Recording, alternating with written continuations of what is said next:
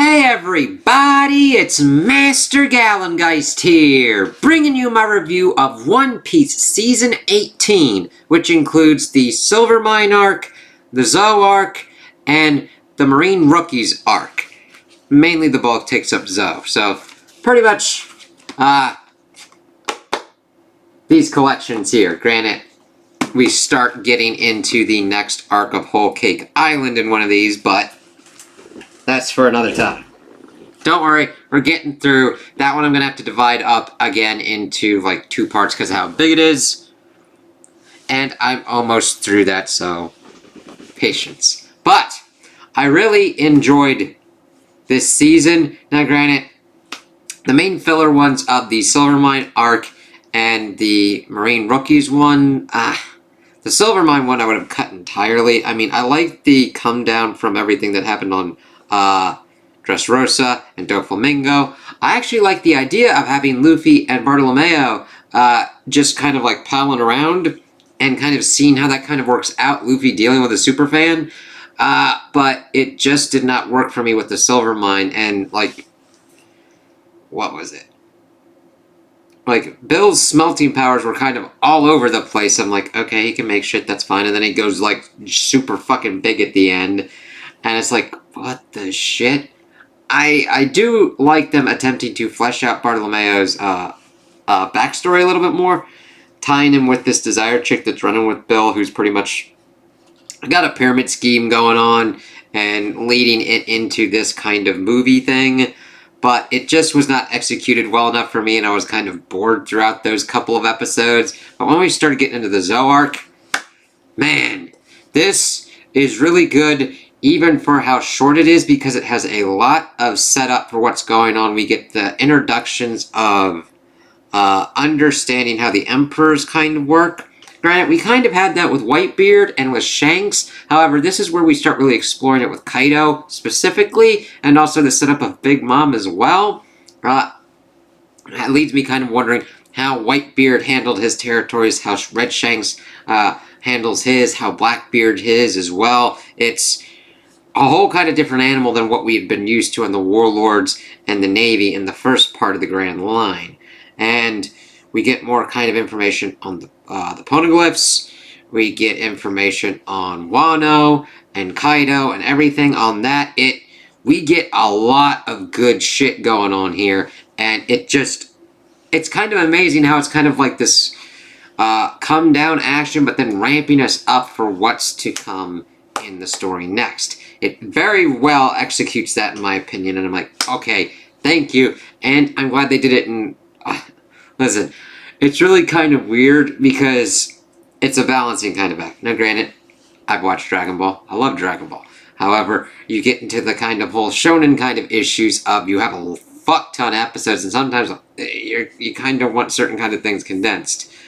Because I just liked this kind of condensedness of how well the story was paced and told here from what was coming down with Dressrosa. But the thing is, I'm fine with that kind of length. It's trying to review it, you're like, okay, where do I kind of like break this shit up? Because I'm used to anime with certain kind of like, alright, for this kind of season, we got like 12 episodes, 24 episodes, 30 some episodes, maybe 50. Okay, that's manageable. When you start getting into 100, almost 200, it's like, oh god, as long as I've got nice breakpoints, I'm fine with it. This one just really was well paced of like, that kind of in-between thing to get us to come down from Dressrosa and get us the information that we need. So, we pretty much get that Bardo and his completely insane fan-clubbed thing of the going Luffy, get them to Zou, which we find out is this island. It's this elephant that's got this group on its back. It's like kind of crazy, like holy fucking shit. So we see the Sunny, nobody's there. It's like, what the fuck's going on? And we of course know that certain kind of shit's kind of going on. We got these weird people with animal powers that are going after Sanji and Chopper, Caesar and Brook and Nami. It's like, what the fuck? We've seen that interspersed, but they get up there. It's like something kind of broke into here. What's kind of going on here? So they get in, and we see like all this devastation and everything, and we learn throughout the timeline that Jack, this drought.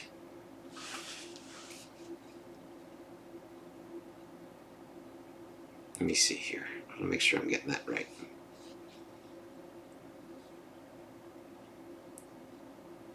Yes, Jack the Drought. He is one of the like 3 disasters that are part of Kaido's army, kind of like one of his big people. And he had come to Zao to find Raizo, the ninja. And of course that works with Kinemon and Kanjuro as well, and Momonosuke. And a funny kind of it is that Kanjuro draws these kind of things to get him up to Zou, and having to deal with all that was kind of nutty. But we see that Jack did this. He was pretty much going to kill the population. He had to fight. They had a kind of 2-tier system. Duke Dogstorm reigns above the Ming tribe on the day, and Cat Viper reigns at the night. And these are like their 2 most powerful warriors, fighting with their kind of like retinue as well for days before Jack initiates utilizing a gas attack that was pretty much made by Caesar. That becomes important later on. And she's just messing with him. He takes one of Dogstorm's legs, takes one of Cat Viper's hands. It's a whole thing, and they're saying, we don't know this Ryzen, we don't know this ninja person, what the fuck are you doing? And of course, this kind of lines up with Luffy's defeat of Doflamingo, and of course Doflamingo is important to Kaido, so he goes and tries to set Doflamingo free. However, he fails in that maneuver and is presumed dead, though granted, in this arc we even find that that's not the case. Well, that kind of lines up with Sanji and them pretty much getting there. The thing is, they kind of give Big Mom the slip a little bit, but not completely. So, they get on here, they see everything's kind of going on, just like this gas and everything. Chopper and Sanji are pretty much, Caesar, you fucking fix this shit. So, they get the gas dispersed, they pretty much save everybody and get everybody kind of back to health. This then initiates them pretty much being thought of as the saviors and helping, and they are. They helped everybody out.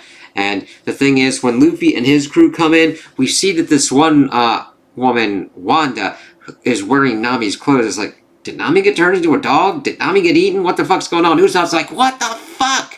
And they're cannibals! And Nico just keeps kind of playing with it.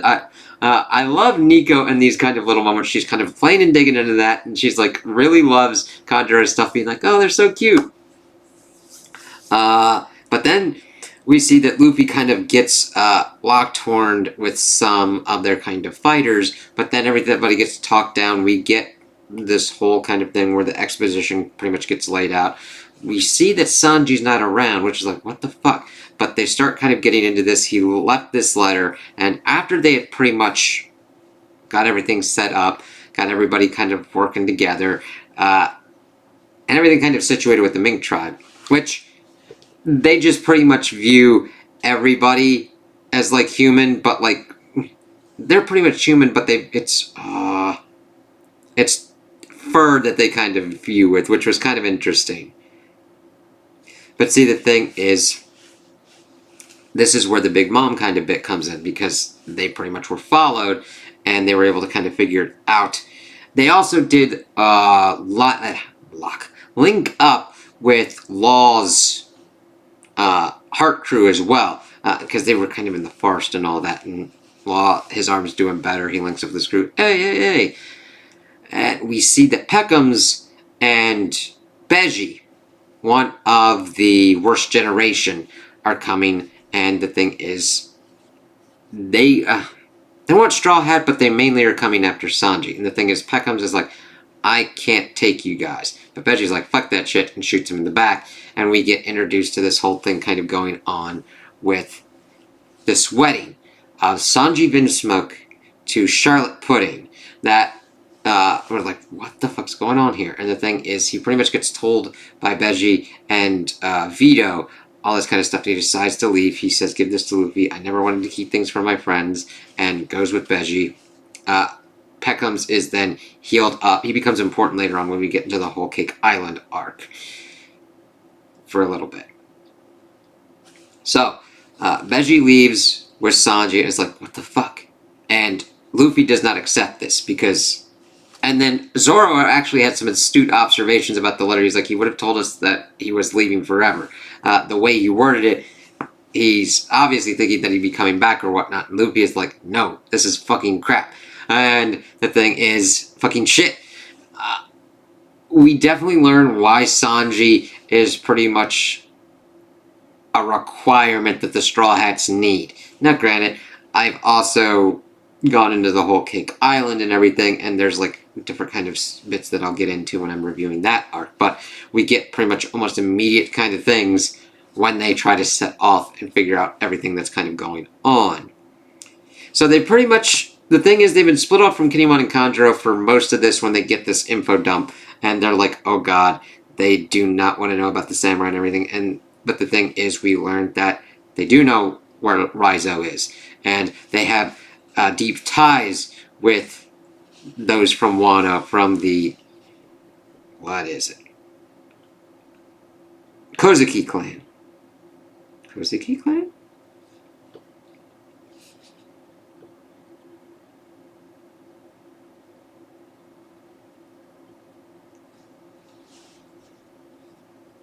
Like, Kozuki Oden, who we find out was, like, a daimyo, was Momonosuke's father.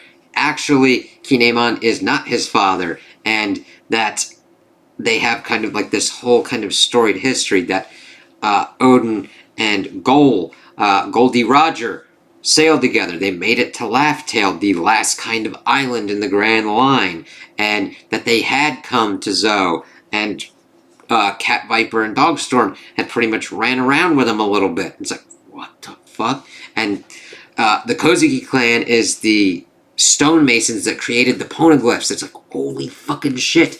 And then we get introduced to the road poneglyphs, which there are 4 red ones that you need to utilize in order to get to Laugh-Tale. And seeing Robin be like, holy shit, and see, they get taken there by Dogstorm and the rest of them because they pretty much have learned what's going on. And the thing is, Oden was killed by, well, not by Kaido, but killed under the orders of the shogunate of Wano for pretty much treason and whatnot.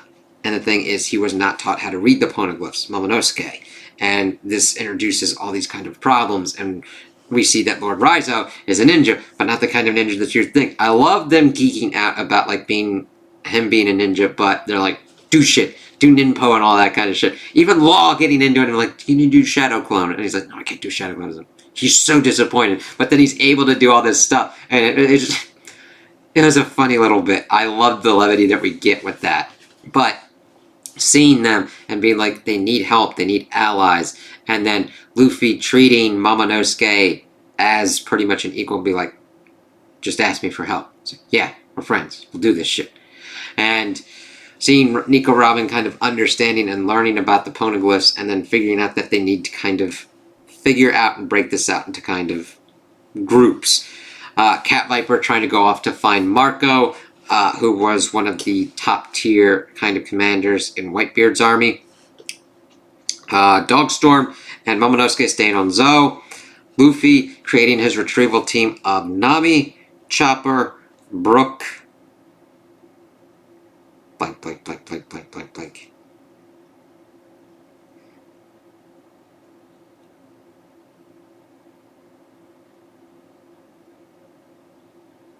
Yeah, Luffy, Nami, Chopper, Brook. Oh, there, because I wasn't... Brain fart. I wasn't counting Luffy there for a second. And then the rest of the Straw Hats going with Kinemon to pretty much start drumming up support in Wano. Man, that kind of broke my brain for a minute.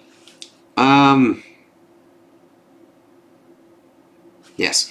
And then while this is going on, we also start to get other kind of information, mainly towards the end when they start going off on their respective ways, that Burgess found Baltico and pretty much got Blackbeard there to pretty much take out the the Revolutionary Army's headquarters. However, we don't see that Sabo or Dragon are dead. Luffy's even like, that's my father? Okay, interesting. He's just more concerned with Sabo.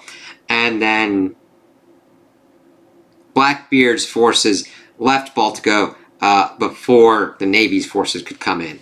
That's towards the end, but I wanted to hit on that because that was kind of important. So as they are pretty much setting up everything and getting ready to get going, Zoe gets attacked by Jack. He has come back. He's like, fuck this shit. I want the... And we see that Raizo was very affected by what was going on with the Minks. He did not want them... He wanted them to give him up. He's crying. He's chained to the poneglyph. And it's like, no, this was their duty. This was their loyalty.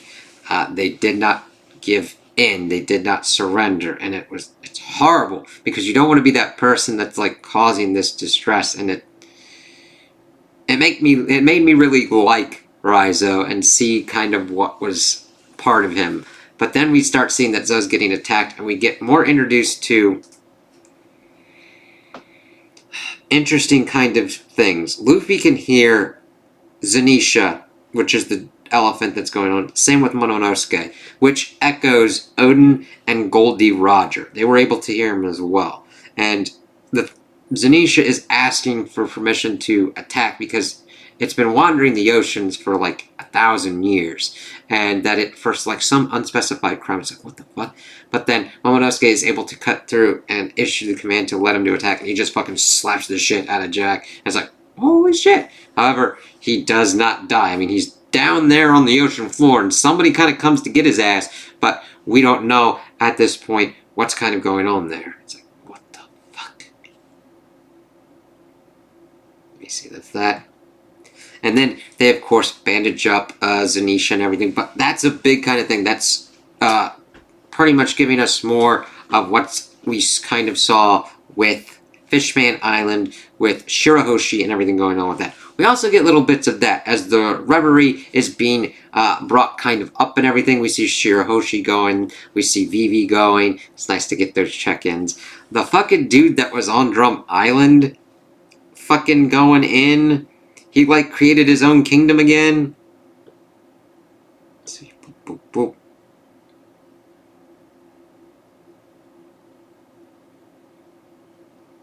Got that.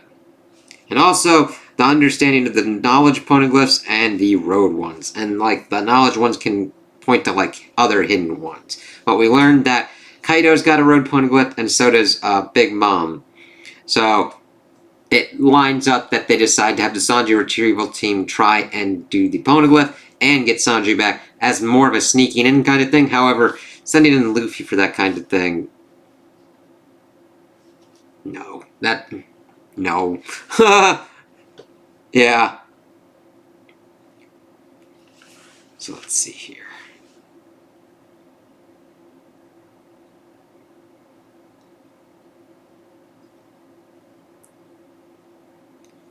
Poneglyphs. Everybody pretty much getting their jobs up in order. Yeah. And then we see that Carrot sneaks on aboard and Pedro decides to go with them, as Peckham's is pretty much going to get them to Whole Cake Island and to sneak in as well as they can. However, almost immediately we get that Luffy tries to cook and pretty much uses up all the food. And they're pretty much starving, and they decide to hit the Marine base with the Marine Wookiees, which technically is a slip. However, it kind of works because one of the rookies has a giant red furry arm. Yeah, it was interesting, but they kind of hit the base to pretty much get food. And we get introduced to like 3 rookies that were pretty much under Aokiji, and they just kind of fight. It's like, oh, okay, this is kind of interesting. And then we still see them kind of trying to have to scrounge for food because they don't know how to, like, keep their food in check. Because Luffy doesn't get that. Oh my god. It does show the importance of Sanji because it's like, oh my god, what the fuck. But this is kind of important because it shows Luffy's vast appetite, and then it's put back into practice in Whole Cake Island with like this fight with this General Cracker, which I'll get to in that kind of one. Of course, towards the end, we also get the whole thing with Baltigo. But I like what we're getting with like this whole thing with the poneglyphs, everything kind of coming together. Luffy and Momonosuke being able to hear Zanisha and hear these kind of voices. It's not just a one-off. We get the whole reverie being put in. The fucking Drum Island dude gets invited to the reverie of the whole thing. It was a nice kind of little stuff interspersed throughout to change up what's kind of going on while giving us plot and character development at the same time. So, yeah, the Silver Mine could definitely just, even though I'm going through and watching all the kind of, all the episodes, because you never know. I kind of want to see what goes on, and I love the characters in the world. You never know what kind of pops up. But, like, you could ditch the Silver Mine. You could actually even ditch the Marine Rookies arc. I mean, it's enjoyable enough, but it really doesn't add much, and they're pretty much still at the whole bit of, we still need food at this point. Holy fucking shit. Ugh. But it does introduce interesting kind of change-ups. I do like that Luffy was then put pretty much on the team that had went off, so it was kind of cool that we had Zoro, Frankie, Nico, and Usopp on the one team, and then Luffy's now with the other team that was separated, and seeing the different kind of dynamics. Having Carrot in there, and her being like, oh, how long is this? I've got enough for like half a day. This is gonna take like a week. Shit. And Luffy's like eating her carrots and shit. She's like, Pedro is definitely like, okay, we'll see what's kind of going on with this character. And I do like, you get that in Whole Cake Island. So, I'll save that for there. It's funny, like,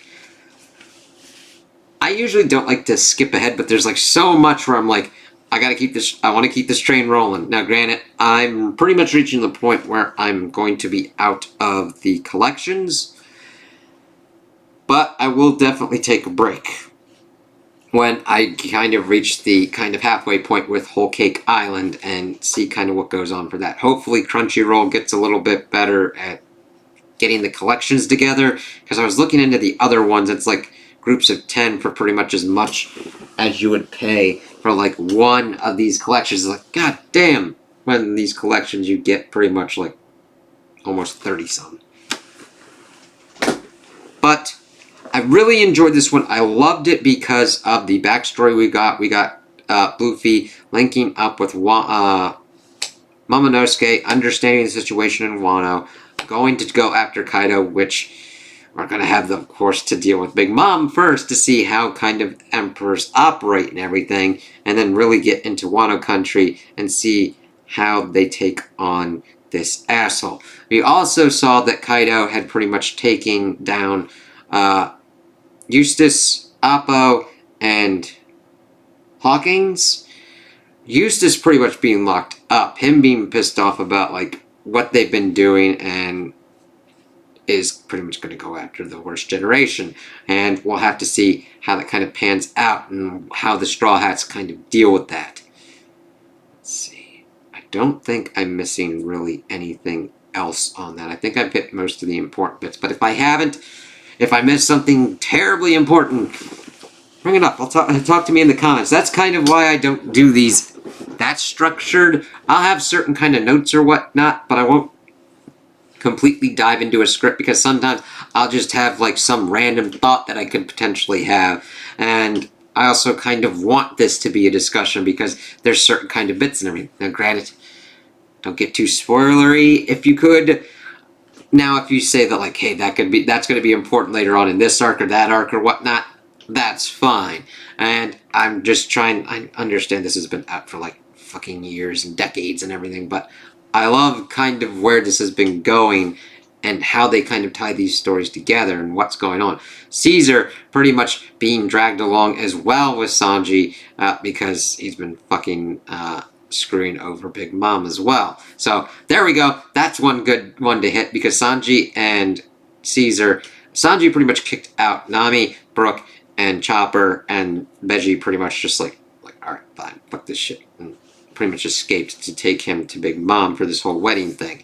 And it's very interesting when we get to Whole Cake, because that is very Sanji-centric, and it's kind of cool for how they kind of frame these different kind of story arcs. And I'm really interested to see how this kind of concludes, how it kind of dovetails into Wano, and what goes on with there. I kind of understand why Wano is so big, because this is an emperor, and one, like, just even seeing what's been going on with Big Mom, this dude seems to be like the big kind of one that you want to kind of focus on before going on to, like, Blackbeard, potentially Shanks, with how that would kind of work out, and then of course the world government and everything that we're seeing on that front.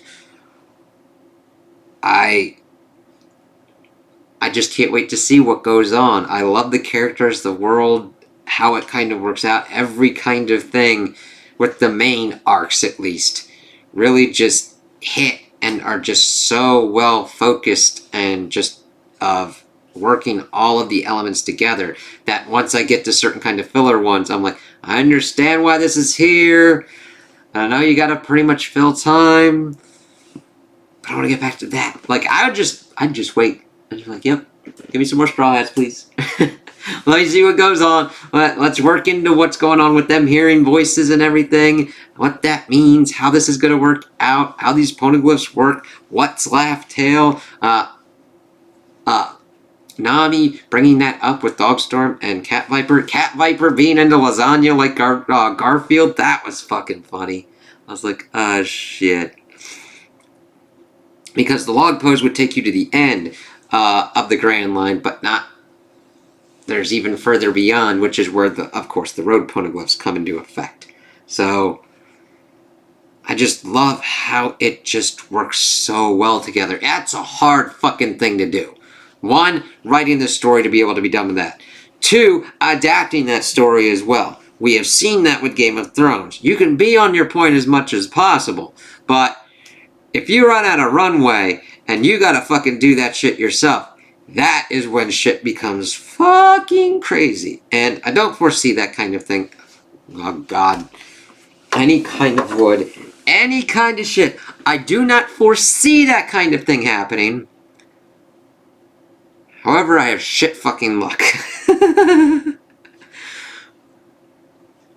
On that kind of front. So, hopefully, we get a nice, good conclusion to this.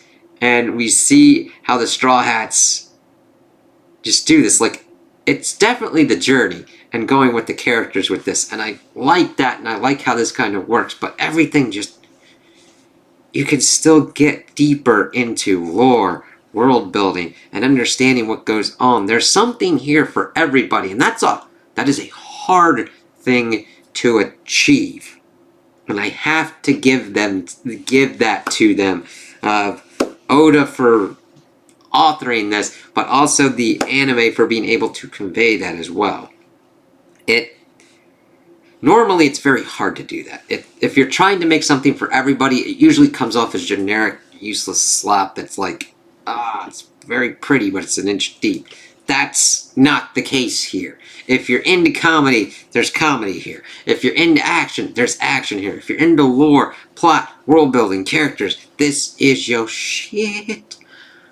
That's kind of why I would recommend it to a lot of different people. However, I'd have to be like, watch out for this arc, watch out for that arc, be careful with this, be careful with that character. You know what I mean? And the thing is, I wouldn't be able to do that for like, I'd be like, it wouldn't be like a blanket thing for being like, you'd have to avoid this whole series. No, I'd just be like, be careful with this part, or be careful with that part.